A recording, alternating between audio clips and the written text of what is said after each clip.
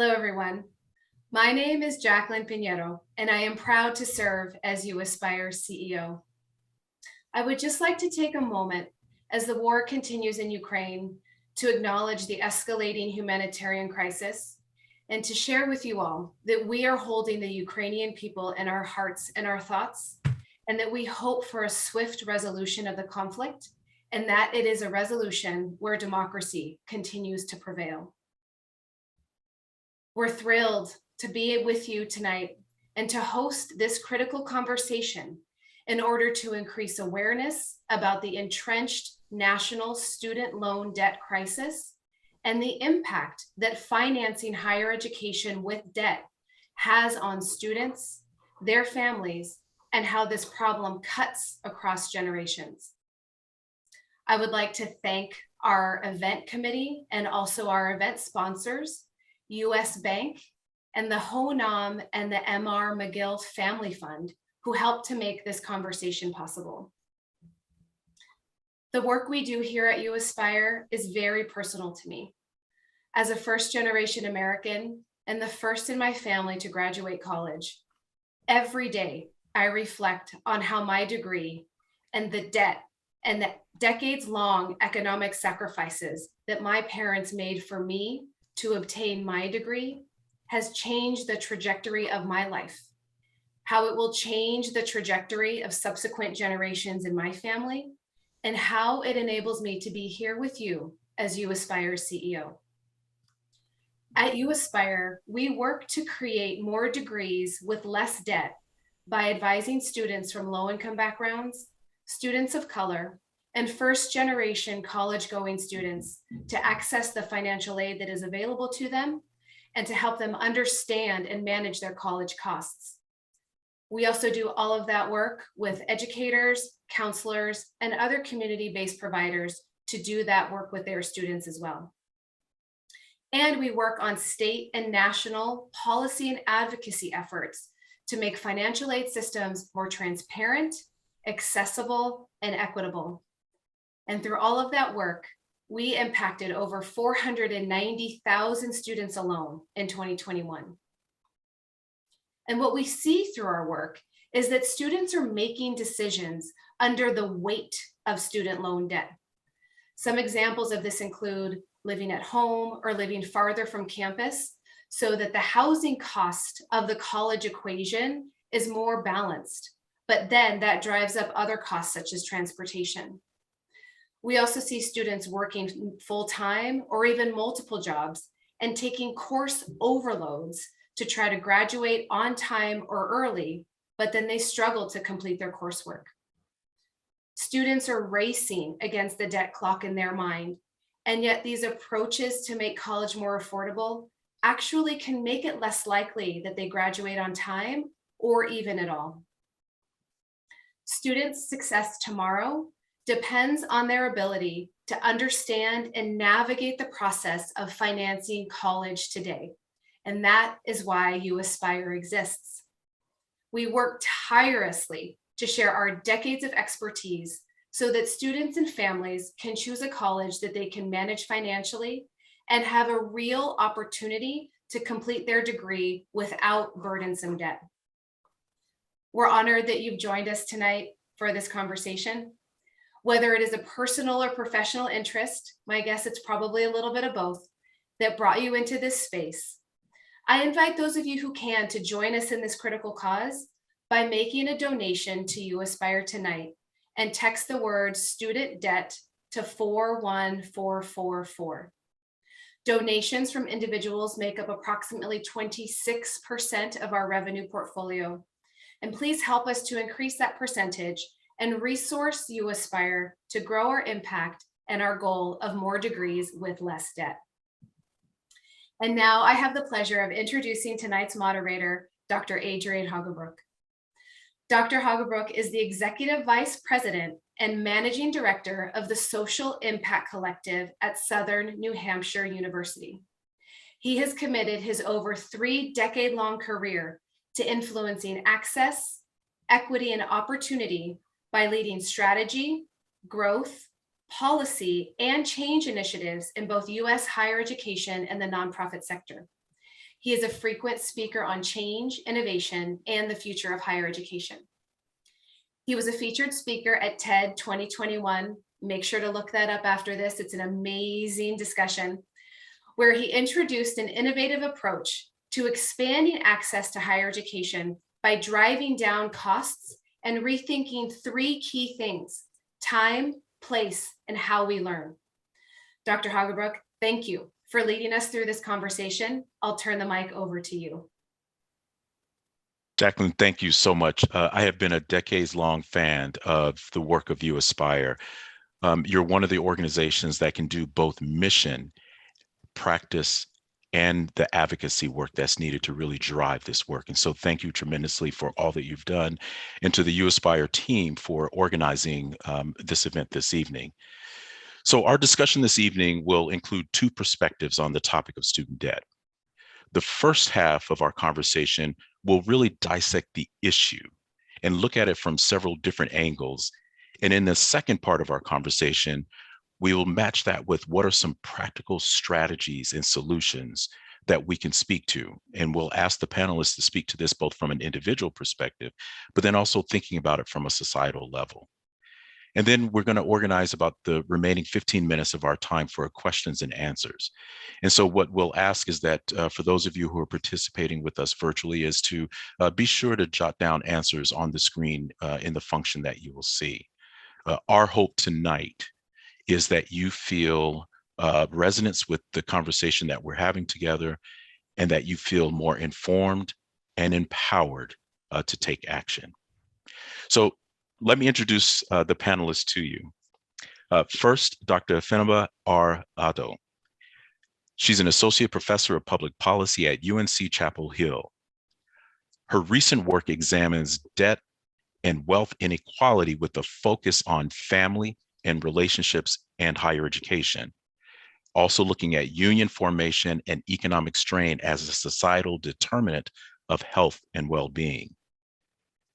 She's widely published in academic journals and policy outlets, and her work on racial disparities in student debt, older Black women and wealth, and the millennial racial wealth gap reflects her interest in bridging social demography and economic inequality, and truly sheds light on the ways that social inequalities stem from historical legacies of racial exclusion and discrimination, and how that gets reproduced over time.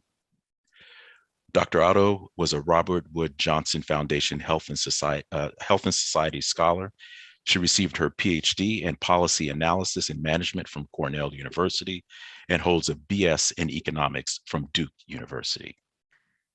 I'll also introduce to you Rashad, Bilal, and Troy Millings, founders of the financial literacy brand Earn Your Leisure, who are revolutionizing financial education through their platform, which consists of a podcast, Earn Your Leisure University, and more. Bilal and Millings teach about the role money plays behind business, entertainment, and building personal wealth.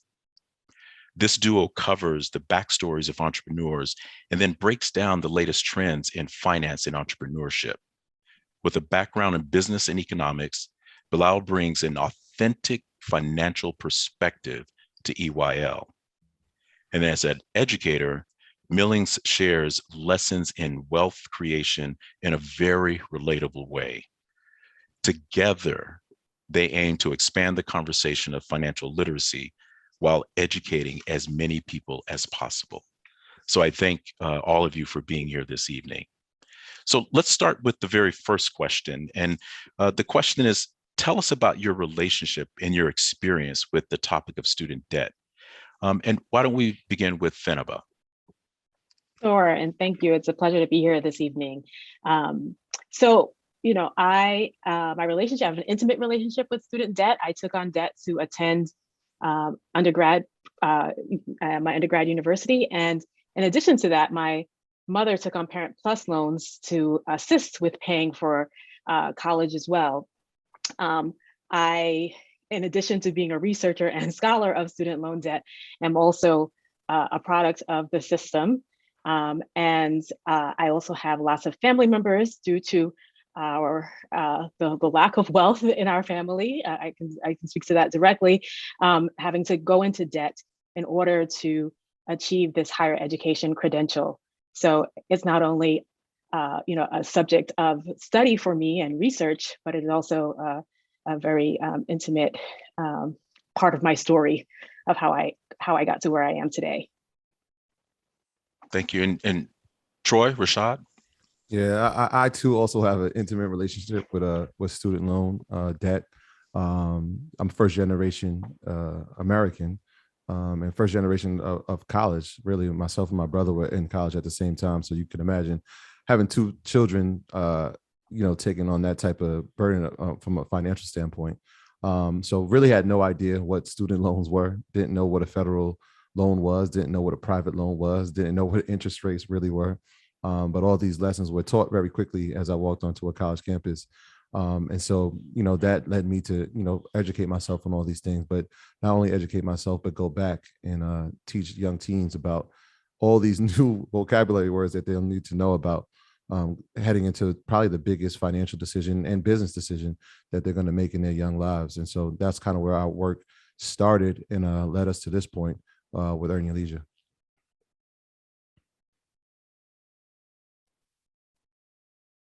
Yeah, Bilal? Oh, yeah. Fortunately for me, I didn't have student loans. I got a scholarship to play basketball, but watching my siblings, I have an older brother and an older sister, and they both went the traditional route of going to college, getting student loans, and still paying back student loans, and just kind of seeing how 20 years later, still I don't think they paid off their student loan yet. So just I've learned from observing others, but fortunately for myself, I never took out a student loan, and fortunately, I didn't have to go through the hardship that I saw others around me go through. Great. Thank you for that, Rashad. And one of the things that's really interesting about student loans is that they're very different than other sort of financial products. Typically when you think of taking out a loan is based on, from a financial perspective, credit worthiness, where student loans are really predicated on a long-term, what your future earnings might be. And so again, a very different kind of product. But one of the things that we know, and of course we hear about it constantly, is that the burden of unsustainable debt is disproportionately borne on those students and learners who may come from lower income families, who, like Jacqueline and like was mentioned here, first generation students and students of color. What are the other main factors, both socioeconomic as well as otherwise, that may contribute to the student debt crisis? Rashad, would love for you to begin that conversation with us. Yeah, I think not being fully educated on everything before making a decision. I say that to say, a lot of times it might be wiser for students to go to community college or to go to state schools, but nobody wants to stay home. So, you go to a school that's out of state, you go to a private university, and, you're not really thinking about it when you're 17, 18 years old. It's like, just put the money on. It's like using a credit card, right? Like, you don't really think about paying it back. You figure it out later on. But if it was like really drilled into their head, into their parents' head, like, this could actually cripple you for 20 years, for 30 years to come. And, the interest on this, and just, a full education on what that actually entails. Because I think a lot of times, any type of debt, people look at it as free money. And that's the danger with credit cards. That's the danger with student loans. That's the danger with any type of loan, any type of debt that you put yourself in. When you don't have to pay for something right away, psychologically, you kind of look at it as, something that's not your money, and you just kind of kick the can down the road. So I think more education needs to be put in place at, the high school level, 11th grade, 12th grade, to kind of educate kids and their parents on what exactly student loan means, and the different types of student loans, and examples of people that have student loans, and how it's negatively affected them or how it's positively affected them, right? Give them the full spectrum, but at least if they have, a full range of the picture, then they can make an educated decision. But unfortunately, a lot of times, especially in our communities, we're just not educated properly. So the decisions that we make are just based off of emotion. And then by the time we realize what actually happened, it's too late. Yeah, Right. yeah. Yeah. Right. Yeah. Troy? Yeah, and I completely agree. The education part is probably the premier thing that can change the outcome, right? Like when we were in high school, it was like the first time we even heard of FAFSA is when we were about to graduate, and we had to like figure out what that acronym meant, right? And then you realize very quickly Right. the more that your family actually made, the less that you're going to be able to get from Right. financial aid, and then Right. that's when student loans come into play. And so one of the things we try to do is get to the kids, like you said, get to them earlier. So like at 14, we're taking them to college campuses just to show them what this looks like, but also to introduce them to familiar things that they'll need to know. Like, what is a bursar's office? Where's the registrar's office? Mm. What are the course outlines? How much does this cost per credit? And so when you start looking at things from a business standpoint, you actually can start calculating to see how much debt this is going to put me in, if it is at all. And that's kind of one of the decisions I made. Like, I watched my friends go away to school. Right. I knew my parents' socioeconomic status, and I said, all right, well, this is not going to be feasible. I remember saying, I'm going to UConn. I'm going to UConn. I want to study physical therapy. And then I realized how much UConn costs and how much it costs to be an out-of-state student. And I'm like, well, I'm going to have to stay home. Not only because the cost had been too much, but I figured, like, in order for me to even go to school, I'm going to have to work to pay off these loans as I'm going to school. And so these type of decisions, when you start looking at them long term, like you said, like most people say, all right, I'll pay this off later, until you realize that the amount that you're in debt is so insurmountable that paying it off is it almost seems like it's impossible. And so you take these decisions very early on of saying, all right, well, this is the financial decision. Here's what makes sense. You want to decrease the stigma that comes with going to a community college. It was like, obviously this makes more financial sense for you. And plus, in some careers, when you go into them, if you tell them you went to 2-year schools, like, nobody's looking for that. They just want to know if you finished a 4-year school most times. And so if we can peel back the stigma that goes along with that, we got a really good chance of saving people from putting themselves in tremendous debt that a lot of times, it's tough to come out of. Right. And, one of the things that we noticed as the research really broadened, and Fenaba, I'm going to have you respond to the question that I just asked, and then also segue into another one. But one of the things that we noticed a couple of decades ago was that, of course, all the data showed that higher education was a borrower's economy. You really had to borrow because the price of higher education outstripped what we had all known before. And so then came this notion of smart borrowing, which means, how do you really organize and plan to take on debt in a smart way, meaning, you don't need those extra $3,000 to purchase that car. How do you sort of shave those costs down by really thinking about it from a smart perspective? But Fenaba, you researched this. So what are some other potential factors that factor into this notion of disproportionate debt? But then also thinking about, how does this contribute to some of the racial disparities that we see very prominent, both in the research, but we also see what's happening or not happening on our campuses? Yeah, so much to address, and so much things to think about when having this conversation. I guess I'll start off by saying that a lot of the research does show that even if we account for many of the demographic, socioeconomic factors, race is one of the predominant predictors of having student loan debt, and significantly more student loan debt as compared to our white counterparts. And so why is this the case, right? And so if we look, we can speak to the racial wealth gap. The typical Black household has about the 10th of the wealth of a white household. We just don't have access to the same economic resources that a white household might have. And some of the research I've done has kind of pointed out these trends and patterns and how they've evolved over the last 20 to 30 years. As you pointed out, rising tuition, more students entering into college, and we've had this shift in how higher education has been funded. So less of it has been subsidized by state governments, and the burden has shifted to students and their families at a time when we've seen stagnant wages, stagnant income, especially among lower and middle income households. I'll also say that when I talk about this, I want to preface by saying that higher education remains one of the strongest predictors of social mobility within our society.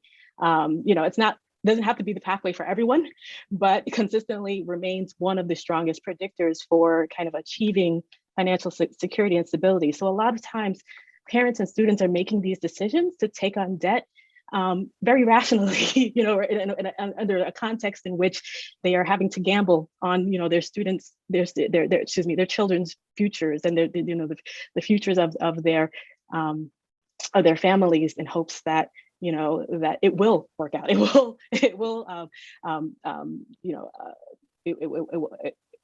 debt will be, it's a necessary, I don't say necessary evil, but something that you have to take on in order to kind of achieve that. So with the kind of the work that we're showing, and what is realized now that we are 10, 20 years out and looking at the stats, is that for some groups of people, especially Black borrowers, that realization has been hindered by this debt burden that just doesn't seem to go away. To address the other factors, some of the things that we've also found is institutional. So they spoke about 2-year colleges, but we also know for-profit college people attend for-profit institutions, take on a whole lot more debt, as being a very strong predictor. And then when we talk about issues with repayment, people that struggle the most tend to be those who don't complete their degrees. So there are lots of things that come out from the research that kind of are strong predictors with regard to both the accumulation of the debt and the repayment of the debt.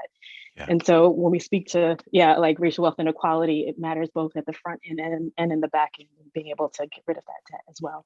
Yeah, I'm intrigued. Maybe I shouldn't be because we deal with this, but through the comments that you all have made, that much of what you're talking about from this debt perspective also has an impact, not just on that student and his or her, their family, but it also has potential impacts for generations to come. So how do we see that? What are those, whether you call it a crisis of impact or the, the severity of that impact? How are we seeing that from a generational perspective? Yeah, I think one of the keys too, and like I said, if we look at it as a business decision, when we get on campus, a lot of times the first thing that, we walk into the cafeteria is there are going to be credit cards there waiting for us.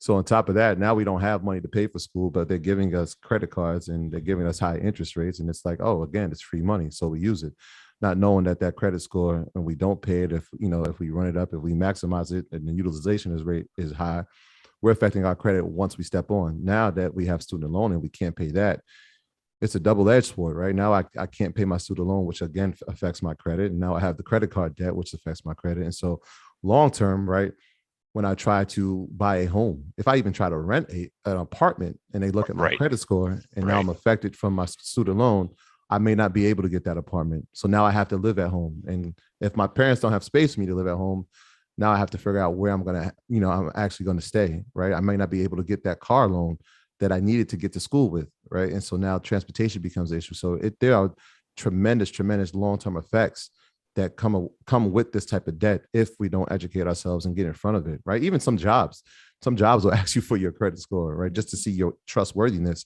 And so now it affects the job that you were trying to get so you can actually pay off these loans. So it's a trickle-down effect, and it can go on for generations, right? Because if I can't fix that credit score, if I can't pay off this loan, or if I can't create a system or a repayment plan, then that stays with me, right? And I might have that 420 or that 500 credit score, and I could be working as hard as I want, but if I can't get that up, then the chances of me actually creating wealth through real estate and other avenues that appreciate is going to be pretty tough for me. So yeah, it can affect generations down the line from one decision that we made when we were 18, which is pretty crazy when you think about it, right? If you ask somebody at 18, like, this is what I'm going to be, by 25, they probably won't be that thing that they thought, right?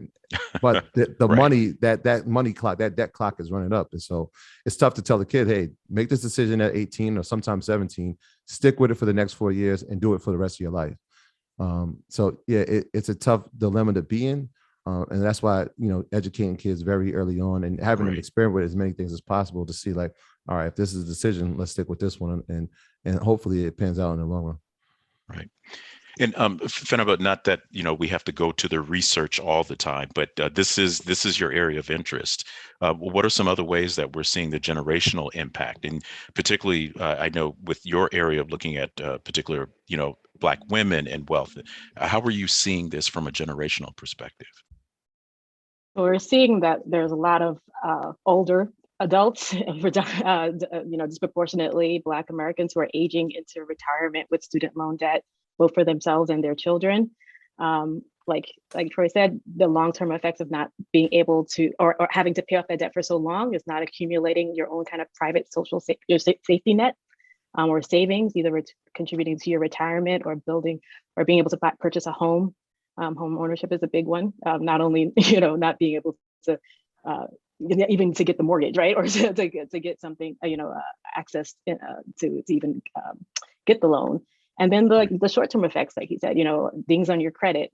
Now we're seeing it with, vehicles and your job. And so the arm it reaches very far and long if people struggle, with high debt burdens and struggle with repayment, especially with default, delinquency, and in worst case scenarios, even bankruptcy. Right. Wow. So I want to ask one last question on the problem, so that we can get to some solutions. So Troy and Rashad, given what we've just talked about, sort of exploring and identifying the issues and factors related to the problem, is there a hope? Is there a hope that college students will actually be able to earn their leisure?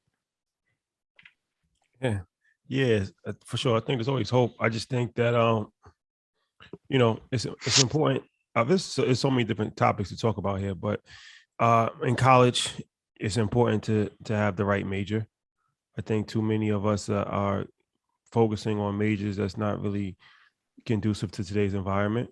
Liberal arts degrees, like even myself, I'm a communications major. Luckily for me, I'm an entrepreneur, so I'm not relying on my college degree. But if I was relying on my college degree, a communications degree from a mid-level state school, good luck in this economy. You're not really going to be working on Wall Street with that. So degrees like that, I think too many times we're focusing on the wrong area. I think we need to be more involved in technology, things of that nature.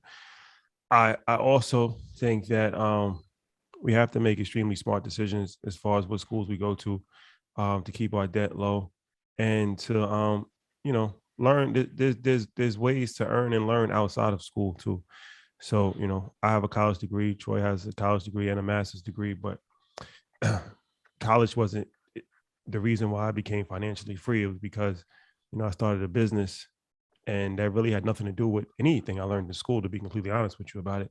So I feel that, there's a balance between traditional education and education that you get that's a little bit more non-traditional. But I think in today's society, especially for our community, we have to really focus on non-traditional ways of educating ourselves as well, because, there's only so many jobs in this workforce. Jobs are getting decreased more and more every single day. So, that's kind of what we built our whole platform on, as far as educating people and encouraging people to become entrepreneurs and investors. And you could do both. You could have a job and still be an entrepreneur, still be an investor. These are things that's not really taught in school, and they're not taught in college. Really, for the most part, they're not really teaching you about how to be a real estate investor and how to invest and how to, I know that because I was a financial advisor for 12 years, and extremely educated people were my clients, doctors, lawyers, and they know nothing about a 401k. They knew nothing about mutual fund. They knew nothing about a Roth IRA. These are basic financial topics that extremely educated people with master's degrees didn't know. So I think the education system, like I said, we can kind of go on for days, but the hope and for students is to not put all your hope in traditional schools first and foremost, and to realize, that this is a very strategic game that you have to play, and you have to be extremely smart. Yeah, right. I'll add to that. That, like when he said, be very mindful of the schools that you're choosing, but maximize the time while you're there. A lot of times people, think college is like, this is my freedom time and I get to find myself, but it's really a time where you get actually network. And a lot of times I've seen young adults come out of school and they have internships ready for them, paid internships where they can actually begin to start having income to help pay back that student loan debt. I also think you need to maximize whatever the career that you followed in, right? Like if you have a degree, myself, I have a degree in education. I'm still educating. I'm just doing it in a different platform now, right? Like I still get to educate. And so like I've been able to turn this into a business. I know plenty of teachers that have turned their career into now a tutoring business on the side. And so they all fall under the realm of education, but there's so many different careers and businesses that you can create from that, right? You could actually, like I said, you can do the tutoring. I know a bunch of people that have been coaches. Some people have decided to write their own books. And so there's so many different ways that you can use your degree to your benefit, not just from the traditional, hey, I got a degree in education, I'm going to be a teacher, or I'm going to go into administration. No, there's so many different things you can use your degree for that are right in front of you, but we're not maximizing it. So I think people should just start thinking outside the box and try to create multiple streams off of the degree that they have. Right, right. So I think this is a brilliant transition to really beginning to think about the strategies and solutions. And so from the Earn Your Leisure perspective, so your media company really covers a lot of topics on financial literacy.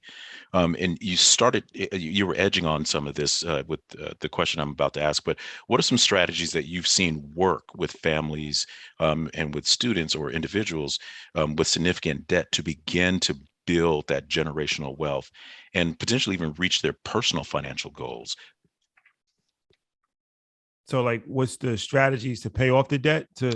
Yeah, like what are some of those examples that you've seen, or what are those strategies that begin to help build that generational wealth?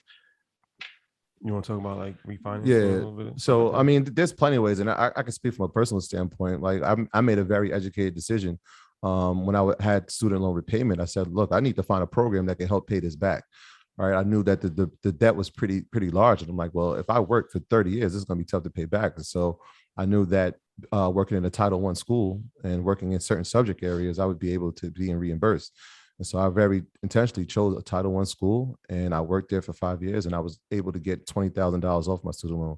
And so finding programs and repayment programs and grants, that's always important, right? Finding grants and public service loan forgiveness programs are important, because all you have to do is you're going to be getting paid to work in these positions, but it also can help you with your student loan debt.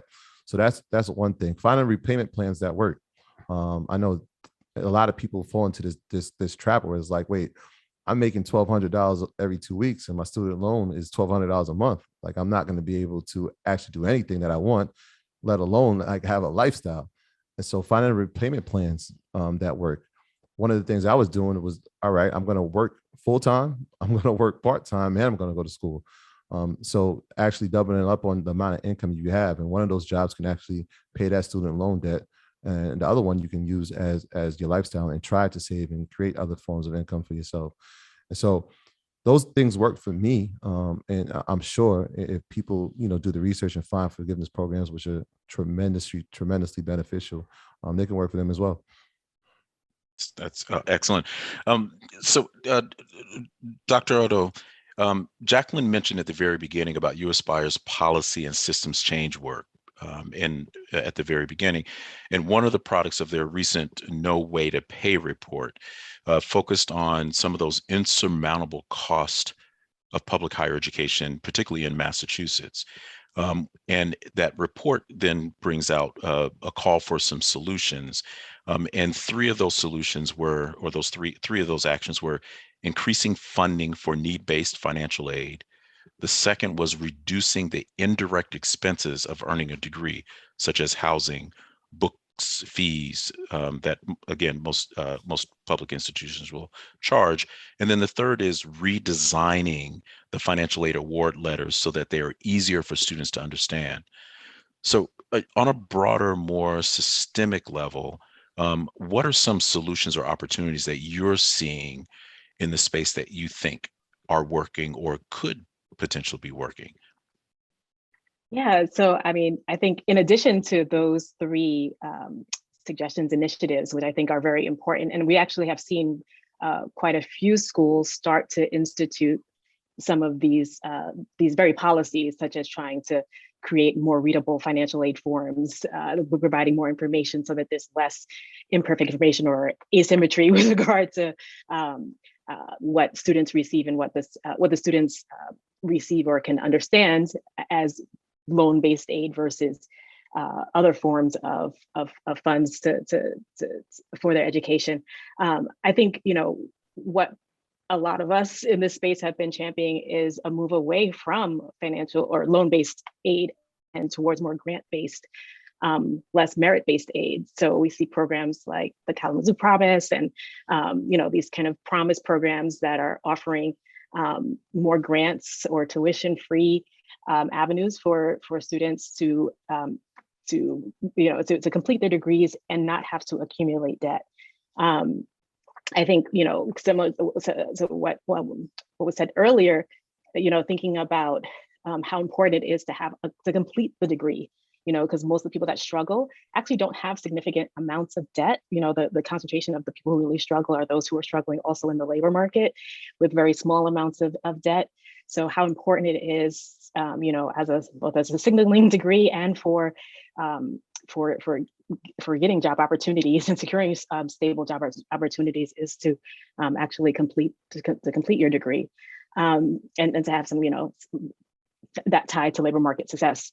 In addition, we have so many loan repayment programs. I agree. Like there's, trying to find the correct one. Why is it so hard to understand and to kind of navigate that system? In addition, there's a lots of what we call administrative burdens within the system. Like having to reapply every year and there being opt-in programs, so that student, why is it not something that you opt out of if you are, once you have, based on your income or based on when you graduate, and these kind of very simple like levers that we see, if instituted, could be very beneficial to prevent a lot of the hiccups and the issues that people run into, because we actually see that when students graduate, that time is like that time when they finish and those initial loan payments start to happen. Right. That's when a lot of people mess up and right. have a lot of issues in those very early months. And it's not surprising, especially if you're having difficulty finding work, or you're not making, you have an entry-level position, you don't have enough to cover your expenses as well as the student debt payment. Right. It's not surprising, but then that's when you get hit when your loan balance is the highest with the highest fees, right? With and stuff like that. So really trying to kind of smooth those moments when of transition. For people, I think is important. So we've got questions that are beginning to come in, and we apologize. I probably should have done this at the very beginning, but we apologize in knowing that with all the questions that are coming in, we're not going to be able to get to every single one, but we do want to reserve time. So I want to lay this last question for the panel, so then we'll open up for Q&A to Troy and Rashad. We all sort of began talking at little points about, sort of alternative pathways or towards either the degree and or to work. And I know many of the things that we're working on at Southern New Hampshire University, we're working on stackable credentials that lead to these micro credentials or smaller forms of learning that stack into credits, that stack into programs and degrees. We've seen across the landscape, boot camps, $6,000 and you earn a high demand, high skilled body of work, and boom, immediately you're employed and you're starting at $60,000 a year for the time that you've done. Or even employer validated programs that are what we call earn while you learn. And so while you're actually while you're working for EYL, you're actually getting step increases and your tuition benefits paid for because you're actually bridging and building. Troy and Rashad, what other pathways are you seeing or that you would advise people to, hey, don't forget, take a look at this as well? For the student loan? No, in terms of the pathways, what are some of the are you seeing alternative pathways, educational pathways that people are taking? As a way to reduce their costs, yes. Yeah, I think especially in the space that we're in, we see a lot of people educating themselves through resources like ourselves, platforms Yeah. like ourselves, through podcasts, a lot of people on YouTube, where, like you said, like if somebody can learn something in 6 weeks, why not start in that career in 6 weeks rather than taking 4 years and taking classes that we'll probably forget and regret taking later on in life. Right. Like I remember being in physics, like, why am I here? Like, this is not going to work for me. I don't think I'm ever going to figure this out. But, people who have actually created a level of expertise and had a career in a profession or a skill, and this is something we talk about a lot, is like, we want to make sure that everybody has a skill, right, that can't be automated. Because if you look at the job market in the next 5 to 10, maybe 15 years, a lot of those skills that can be automated will be just that. And if you look at the people who are in those positions, a lot of them look like us. And so if we can get them into programs or into courses where they can learn a skill that they can earn income from for the long term and generationally, the more beneficial they are. So everything that you're talking about makes sense, but also people educating themselves and finding mentors and finding people who have actually done things in fields of their interests, right? A lot of times we just think that we have to be this and that's it. Like, I remember my parents saying, like, hey, you're going to be a doctor or a lawyer. And I'm like, I think I'm going to be like a masseuse. My dad was like, I ain't paying for school for you to be a masseuse. So I had to figure out something else really quickly. And luckily, education was something that came natural to me.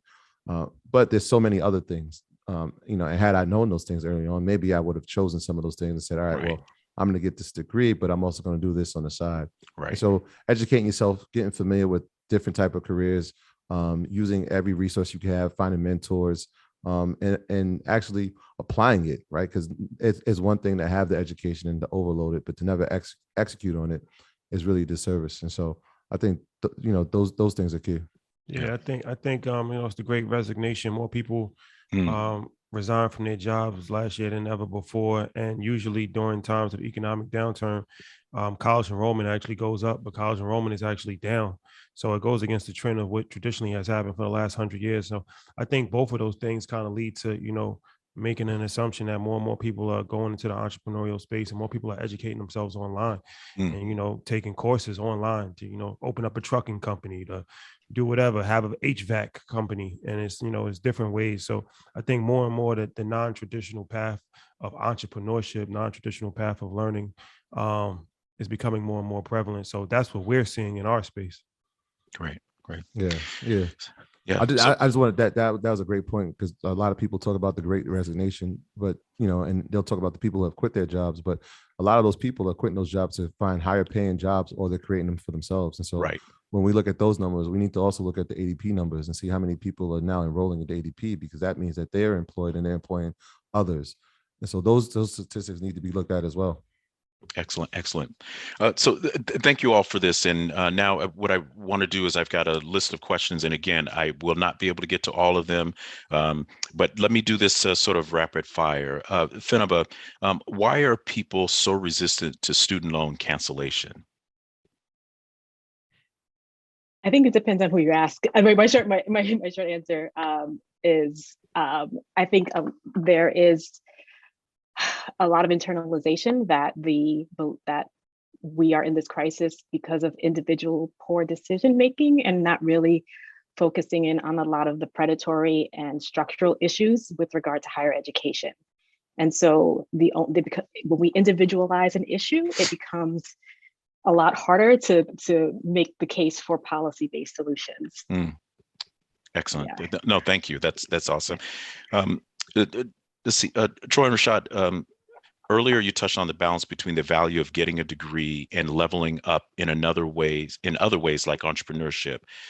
What 1 to 2 key pieces of advice would you give to a young person of color and professional deciding between graduate school and climbing the professional ladder in these times? And I think you actually were touching on this in the last comments that you made. Yeah, I mean, that's a tough decision, to decide whether you're going to go to graduate school or whether you're going to, I think the question was graduate school or entrepreneurship, right? Mm-hmm. Was that the question? Yep. I mean, you could do both. It doesn't necessarily mean that you can't be an entrepreneur while you're in graduate school, or go to graduate school and then still become an entrepreneur. But I encourage everybody to have a plan first before you jump into entrepreneurship. I've been in business my whole life. So that's really all I know. I never had a traditional job, but you know, for the average person, it's a high level of anxiety that comes into working for yourself. It's ups and downs. It's inconsistent income. So, Hmm. you know, a lot of times, you know, we romanticize entrepreneurship, and we should, because there's a lot of benefits, but we have to understand that, you know, the majority of businesses fail. The majority of entrepreneurs are struggling financially. So these are things that you just have to fully understand. And you know, it's always good to have, you know, some level of a backup plan in place. So, you know, I would just encourage everybody to just fully understand what they're getting themselves into before you just, you know, jump in 2 feet. Hmm. And it's just like if you're working a job, you know, before you quit your job, you can still have a business, and then work your business until your business is actually generating enough revenue where it makes sense to leave your job. But until then, do not leave your job. Same thing with school, right? It's Right. like, you know, still go to school while you're working on your business plan. While you're working on your business, you can do both simultaneously.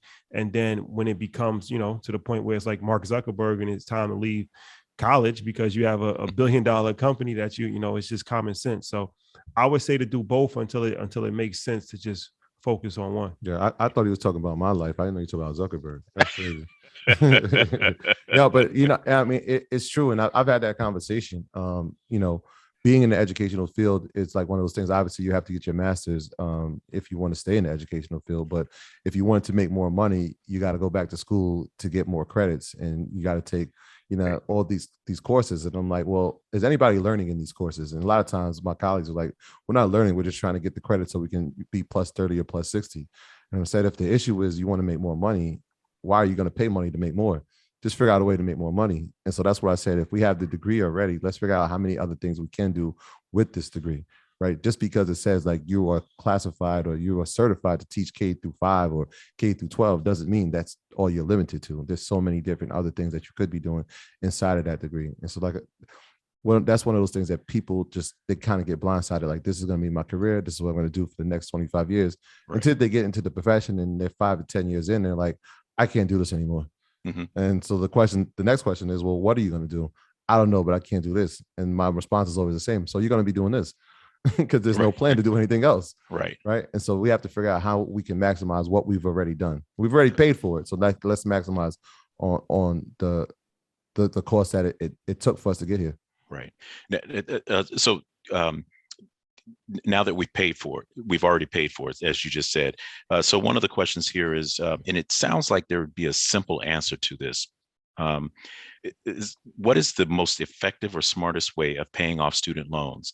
The simple answer would seem like it is, we'll pay them. But but is there a way to think about a more effective, smarter approach to paying off student debt? I mean, paying them obviously is number one. Paying them on time is equally as important because you don't want to get behind on them. Like I said, it's one of those things that doesn't go away. It'll stay there. And I think in the past 2 years since the pandemic, it was a unique opportunity where student loans were paused for the past 20, almost 24 months now. Right. Where there was everything you paid was toward the principal. A lot of times people don't even know what the difference is between the principal and the interest. And the interest, right. Right. And so everything you made over the past, like since the federal student loans, and this is federal, obviously if people have private loans, that's different, but everybody in the federal situation, if the student loans were paused, now you're just paying toward the principal. So all those payments that you were making, you could have just kept making, and it would just knock down your principal for 2 years straight. Most people probably just said, you know what? I don't have to pay student loans for 2 years. I'm not paying anything. Yeah, right. I'm not going to pay anything, when it could have been a prime opportunity for you to now knock down some of those student loans because it was paused and there was no interest being charged. Right. And, you know, it sounds like there's really an equation to this question because if you really look at the operative words here, I discern the operative words of being effective and smartest. And for me, part of that equation is making the informed decisions at the very beginning, which is what we've been talking about. And then how do you manage that process, which you were just talking about, to pay down effectively, quickly, on time, those kinds of things. Fenaba, maybe your research has shown some light on this. I know that there's been quite a bit in the discourse around this, but can you share your thoughts on income share agreements as a way to fund higher education? Yeah, yes. I think I think I will say in this space, given the crisis, there's a lot of innovation happening, or people trying to think of innovative ways to get around the debt issue. I still, from the research that I've done or in exploring ISAs, it still is a loan that people will have to eventually pay back. And given, the disproportionate, or you look at the trends in fields that individuals go into, and especially Black students in particular, it seems like they would still bear a disproportionate burden under those programs as well. So it's like a loan by another name, and that's the kind of how we interpret it. Whereas I'm much more of a champion of moving away from the loan-based system towards more of a grant or scholarship or free system for college. And I think based on what you just said, you answered another question, because one of the other questions that someone had was, so we've talked about the inequities in the current system. What would a vision for an equitable system be? And your response is one that devalues the loan and actually increases grants. Loans are things you pay back. Grants are gifts that are given to you, right? Right. I like to, sorry, I would just say sure. that, add to that, if we consider higher education as not just an investment in ourselves, but in society and community and all the kinds of returns that research and innovation brings to society, then, we should be investing in it as a society. I think, it's what we have reflects our beliefs about the value of higher education, unfortunately. Right. And so if we really are serious about the contributions that higher education, not just individuals who get the degree, but the broader system of higher education might have for, and I think that's a PR move that probably higher ed needs to work on as well. As far as it's not just on individuals as well. Right. So I have another question that just came in, and my apologies, but it's directed to you, Fenaba. And I'll read it as written. Please speak to any research you have done around the effects of high need met schools like UNC-Chapel Hill versus high price private and out-of-state public schools, especially as it relates to lower income African-American students who are increasingly pushed, and then in parentheses, for valid social reasons, end of parentheses, to HBCUs, which do not have high need or high met financial aid programs? Wow, that's a great question.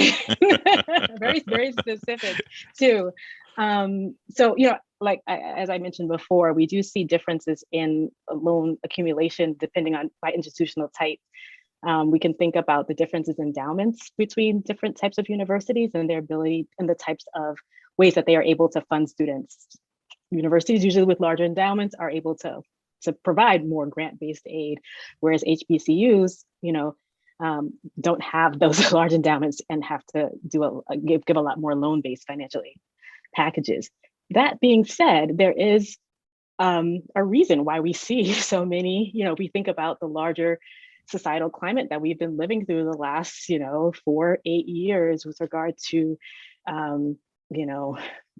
racist practices. I mean, just so much stuff happening. And I do think it's a rational decision to go into a space where you can feel supported, where you find community. And so this is kind of like what I was getting at, how people have to weigh, the decision about taking on debt for that sense of community, for that, place where you will find others that are like you, have similar experiences, shared experiences, may, reaffirm the role of self that we need. So I don't knock the decisions that people are making, and given this choice that we have, but we they do have financial consequences, which is I think why we're here today talking about this, because there's vast differences between these institutions. Yeah, thank you for that. Troy and Rashad, I have a question here. Can you talk more about Earn Your Leisure University and who can attend? Yeah, anybody can attend. What it is a way. It's like, our platform was built on teaching people about stocks, real estate, cryptocurrency, entrepreneurship. So we have podcasts, YouTube, social media, but, we wanted to have more of a formal structure where we kind of took a lot from traditional education, where we bring like different people in to actually teach classes on Zoom, question and answer type of style. We have a book club, movie club, infinity groups inside of the EYL University. We have an investment arm where, do live training and stuff like that. So we took the structure of traditional education, but just kind of sped it up into today's world for a fraction of the cost of traditional education. I mean, it's 12,000 students in there now. So, I feel like that's the new way of learning. It's the new age of learning. We've been doing the same thing for a long time, and it really hasn't helped, especially hasn't helped us, hasn't helped Black people. If you look at the income, we're still at the bottom of the barrel. Our net worth hasn't really changed. We still own the same amount of, land and property that we owned when we were freed as slaves over hundreds of years ago. So at some point, you got to try to do things different. So we're in a day and age now where we don't have to go to traditional, institutions and ask and beg and plead for, different things. We can create our own institutions, and that's what we did. So, I think there's a place for everything, but our way is a little different, and kind of keeps up to date with what's happening now, what's relevant now, and what's paying now. Awesome. Great.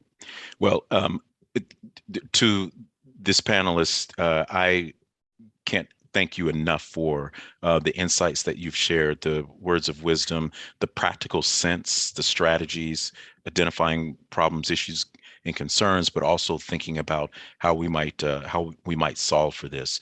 The Q&A chat is on fire.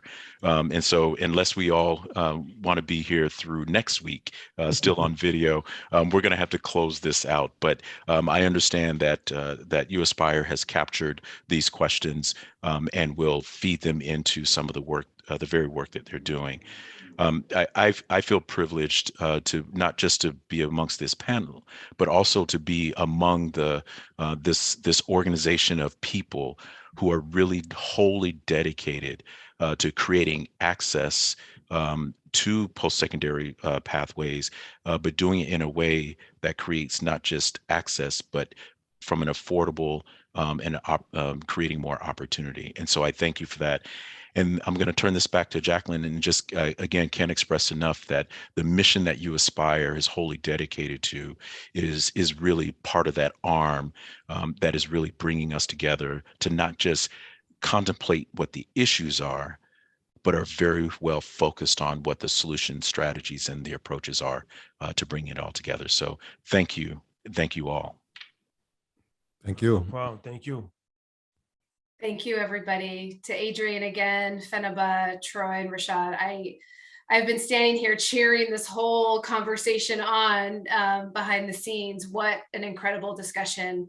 You all brought so much expertise and the struggle that we are going through with this issue, but yet also trying to shine some brighter lights and solutions on it. And then we do have to do things differently.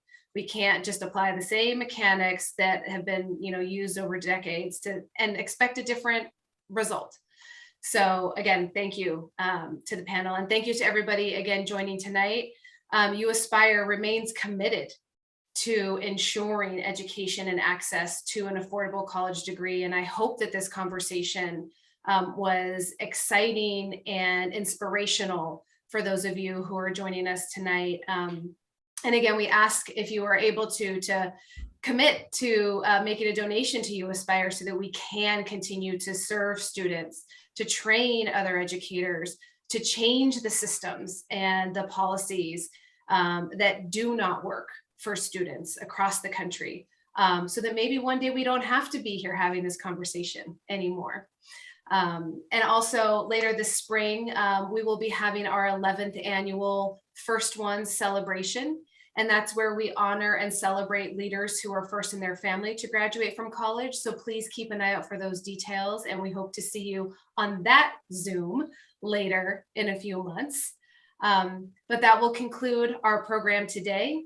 Thank you again for joining, and I wish you all a wonderful rest of your day. Thank you.